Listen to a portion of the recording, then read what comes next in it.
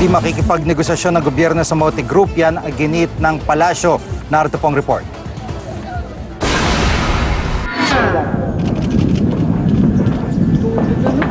Mahigit isang buwan na ang bakbakan sa Marawi City sa pagitan ng militar at Maute Group. Pero nitong araw ng linggo, sa gitna ng 8 oras na humanitarian pause para sa Eid al-Fitr, isang source ng GMA News ang kabilang sa mga emisaryong nakipag-usap sa liderato ng Maute sa Marawi. Kwento ng naturang source, bukas daw ang isa sa mga leader ng Maute Group na si Abdullah Maute na umatras ang buong pwersa ng grupo mula sa Marawi kung ang MILF ang mamamagitan sa gobyerno at Maute. Kung hindi na papayag dito ang gobyerno, ayon pa umano kay Abdullah Maute, handa raw ang kanilang grupong lumaban hanggang sa huling patak ng kanilang dugo. Si Presidential Peace Advisor Jesus Dureza, hindi pa masabi kung payag ba ang gobyerno sa gustuhan ng Maute na ang MILF ang mamagitan sa mga terorista sa gobyerno.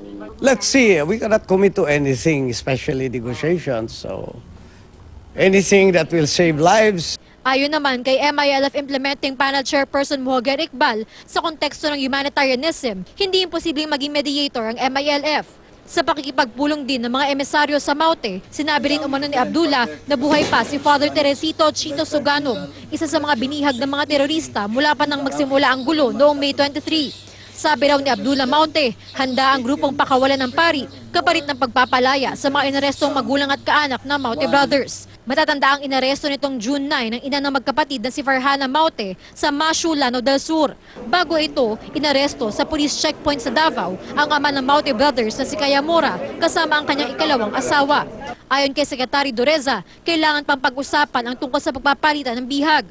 Ang simbahang Katolika, ipinauubayan na rin sa gobyerno ang kahihinat na ng operasyon sa Marawi at maging ang mga bihag na hawak pa rin ng grupo. Ayon kay Marawi Bishop Edwin de la Peña, bagamat ikinatutuwa nila ang posibilidad na buhay pa si Father Suganog, wala raw silang magagawa kung hindi maghintay sa mga hakbang ng gobyerno. Sa kabila ng alok na ito ng Maute, iginiit ng Malacanang na hindi makikipagnegosasyon ng gobyerno sa Maute Group. Dapat daw managot ang Maute Group para sa kanilang mga ginawa.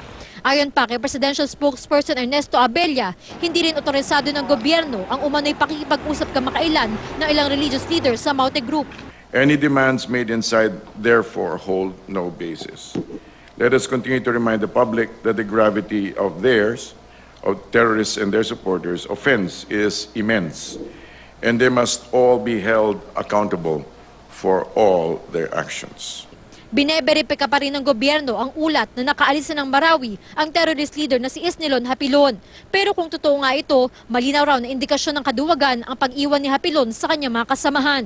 Granting that this is true, it would be a clear sign of his cowardice because he abandoned his companions and has run away from the battle.